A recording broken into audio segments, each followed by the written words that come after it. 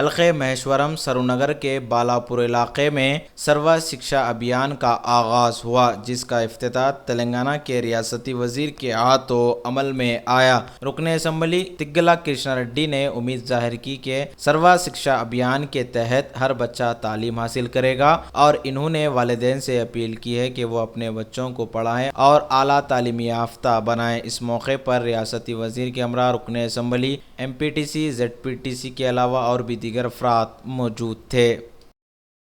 बहुत खुशी की बात है कि सर्व शिक्षा अभियान रंगारेड्डी जिला डिस्ट्रिक्ट जो है और ये इसे जो है अपने पास बहुत जमाने से जो है यहाँ 3,500 लोग जो यहाँ रिकॉर्ड है, और मैं समझता हूँ इससे ज्यादा है। मगर ये लोगों को जो है पढ़ाई के लिए अपना मुख्यमंत्री KCR जो है 5 ईयर्स जो है 15 साल तक जो है पढ़ाई देना बोलकर सरकार निर्णय करे।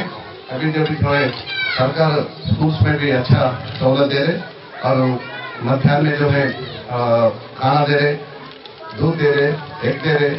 अभी जो है ये लोग भी अच्छा करके ये लोगों को बचाना अपना फर्ज है।